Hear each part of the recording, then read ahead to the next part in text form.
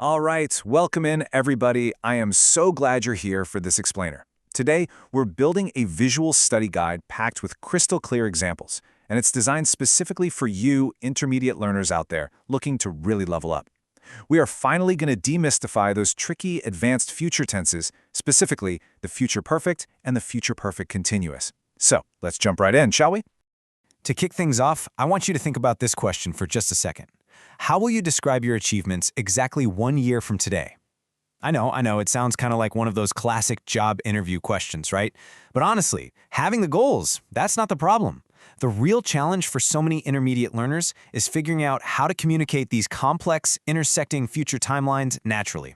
And while that is exactly where today's tenses come into play. But before we get to the grammar, I just want to give a huge, warm welcome to our channel, American English Academy. If you're trying to level up your English with clear, visual explanations, you have absolutely found the right place. Go ahead and hit that subscribe button right now so you don't miss out on any of our top-tier lessons. All right, let's get into it. Section 1, El futuro perfecto. Let's dive right into the future perfect. So the future perfect is basically the absolute best solution when you need to talk about actions that will be totally finished before another specific point in the future. It's kind of like traveling into the future and then looking backwards at something that's already done. And to make this super clear, we can actually break this advanced grammar down into a simple math formula. For affirmative sentences, you just take will have and add the past participle of your verb. For negative ones, it's will not have or, and this is way more common, the contraction won't have, plus that past participle. It's literally just snapping building blocks together. And here's what that formula looks like in action. Look at the positive side first. Carolyn will have submitted her application. The action of submitting, totally finished. Now compare that to Pierre on the negative side. Pierre will not have completed the report. This gives us a crystal clear mental picture of exactly what will be achieved and what won't be at that future point. Moving on to Section 2, time clauses. Let's add some sophisticated layers here. You know, we really speak in just isolated, single sentences, right? We connect our ideas. So a really crucial point here, and honestly, this is a golden rule for the word before, is that when you use it to introduce a second action, that reference action has to stay in the present tense. Even though we're talking about the future, the time clause anchors itself right in the present. I've seen so many students get tripped up by this, so definitely keep it in the back of your mind. Let's look at how this works with our friend Magda. Her action, baking the cake, happens first. So Magda will have baked my birthday cake. Then comes action number 2, before the party begins. Did you catch that? We use begins in the present tense, not will begin. Oh, and here's a really cool trick. You can actually flip the order of these clauses, and it doesn't change the meaning at all. You can totally start by saying, before the party begins, and boom, grammatically perfect. Section 3, future perfect practice. Time for a quick check.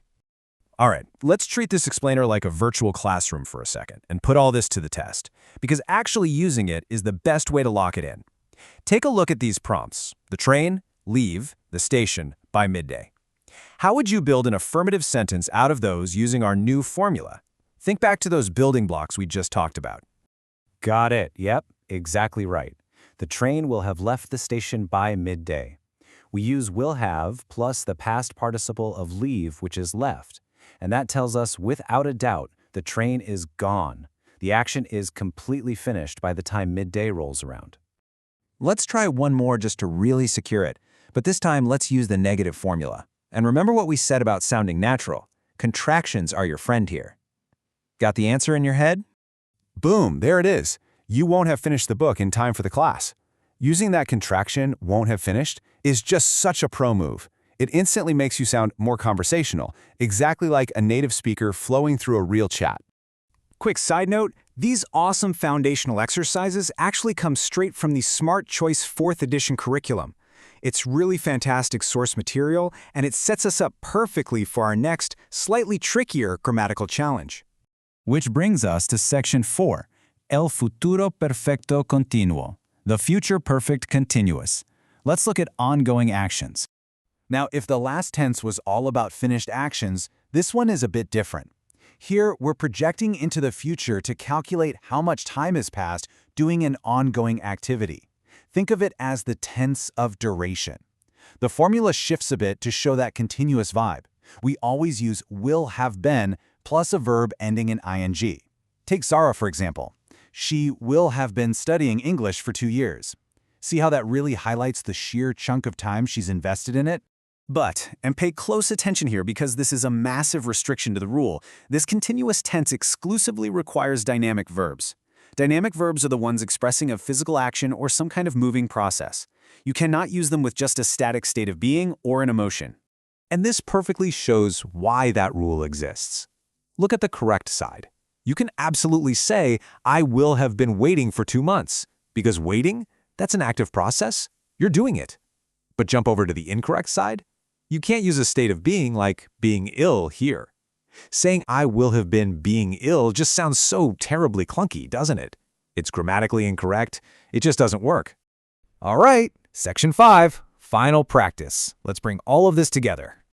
Let's see how this all fits like a puzzle. We'll put the simple, perfect, and the continuous perfect side by side and see if we can spot the difference based entirely on context. Look at this sentence about Aunt Sue. Ask yourself, are we talking about sending this card as a one-and-done completed action, or are we emphasizing this long ongoing duration where she just hasn't stopped sending the exact same card?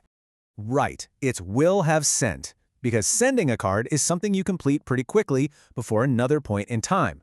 I mean, Aunt Sue isn't spending continuous days mailing the exact same piece of paper over and over, right? So the future perfect will have sent is absolutely the logical choice. Okay, what about this second one? By this time tomorrow, and then we have to pick the right option about a trip taking over a week. Where is the focus of this phrase? What are we really emphasizing here? You hit the nail on the head. Will have been traveling. The exclamation point and that phrase over a week strongly highlight the continuous, grueling duration of that epic trip. The whole focus is on the passage of time, so we definitely need the future perfect continuous. And just like that, guys, we have successfully mastered 2 incredibly advanced grammatical tenses. To wrap up this study guide, I've got a challenge for you. And I want to see your answers down in the comments. Using the future perfect, what incredible goal will you have achieved by the end of this year? I seriously can't wait to read about your ambitions. And hey, if this explainer helped you finally connect those grammar dots, do not forget to hit subscribe on the American English Academy channel so we can keep growing together. Keep practicing, keep learning, and I'll see you in the next one.